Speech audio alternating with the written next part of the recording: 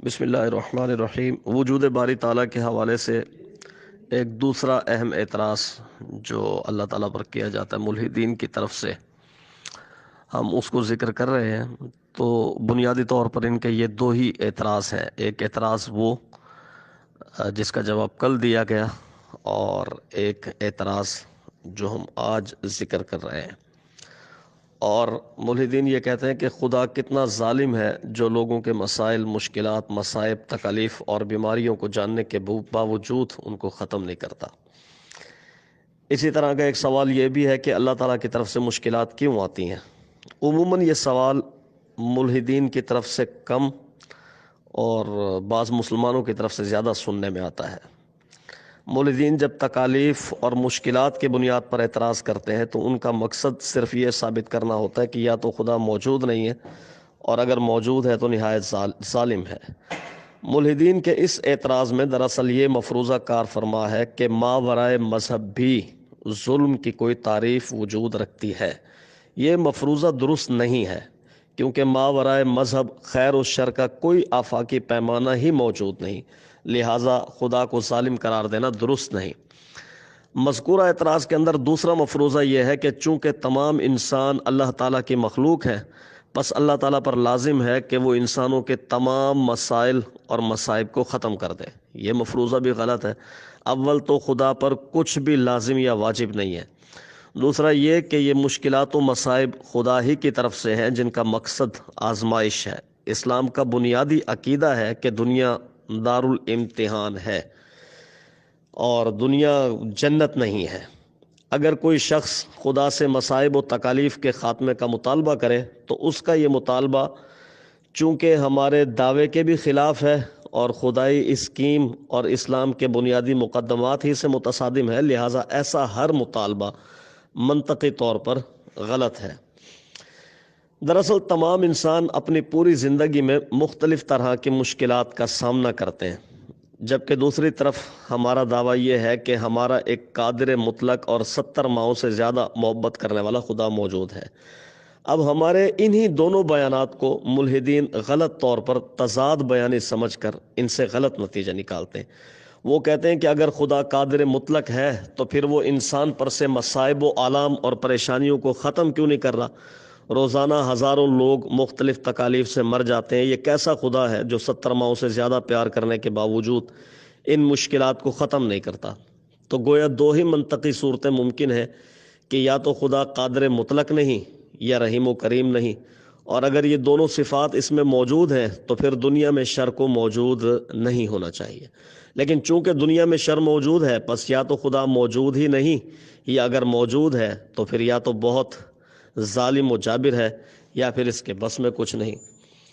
تو ملحدین کے اس اعتراض کی بنیاد خدا کے اس تعارف پر ہے جو انہوں نے ہم سے یعنی اہل مذہب سے حاصل کیا ہے، اور یہ نامکمل تعارف کی بنیاد پر اعتراض کرتے ہیں ملحدین، خدا کے نامکمل تعارف کی بنیاد پر۔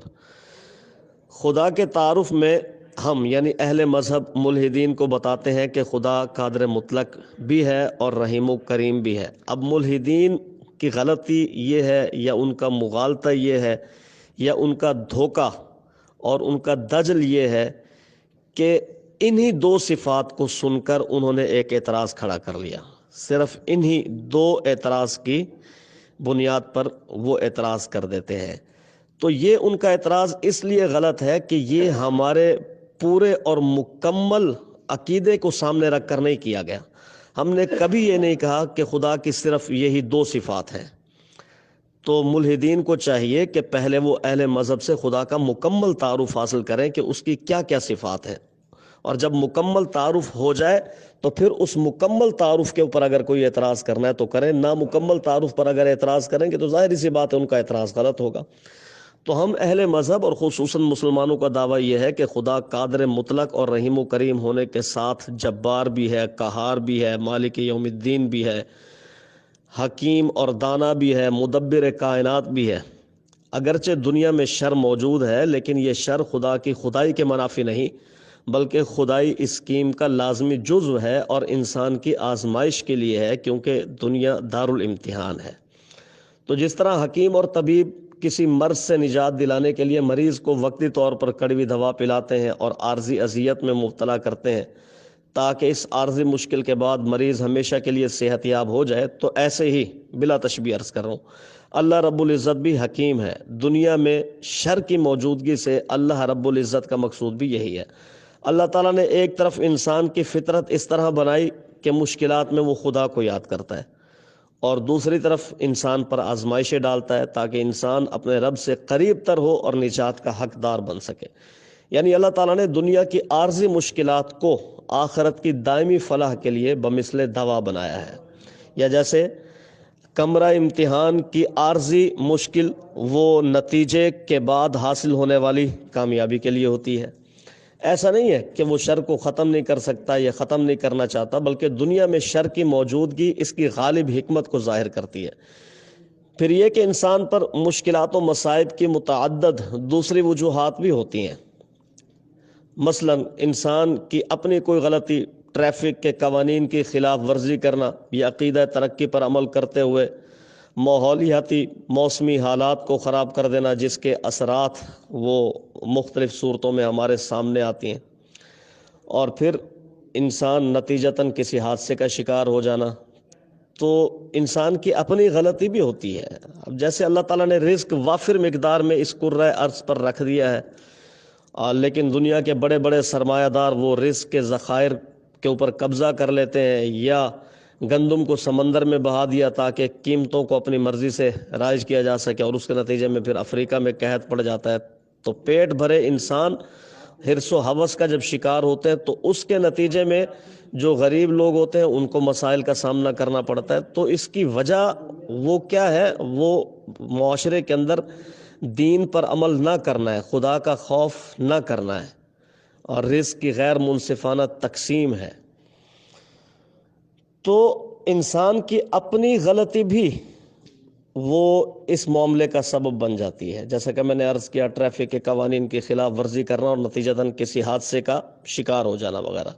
غرض انسان اگر مصائب کا شکار ہے تو ضروری نہیں ہے کہ وہ مشکلات خدا کی طرف سے برائے اصلاح و تزکیہ و نفس بطور کوئی عتاب ہی ہوں، بلکہ ہمارے مصائب کا ایک بڑا سبب خود ہماری بے احتیاطی، عدم توجہ، لاپرواہی اور اغلاط و جرائم بھی ہیں۔ غرض دنیا میں شر کے وجود سے نہ تو خدا کا ظالم و جابر ہونا ثابت ہوتا ہے، نہ اس کی قدرت کاملہ کی نفی ہوتی ہے، اور نہ اس سے خدا کی عدم موجودگی ثابت ہوتی ہے۔ تو یہ دو اہم سوال تھے وجود باری تعالیٰ کے حوالے سے، جن کا جواب دے دیا گیا الحمدللہ، اور اس پر یہ ہمارے اس مطالعہ الہات کورس کا اختتام ہوتا ہے۔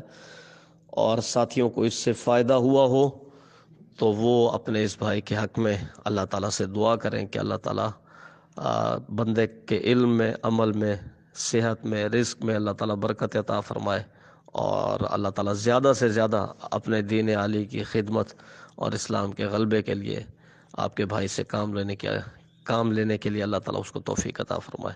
وآخر دعوانا الحمدللہ رب العالمین۔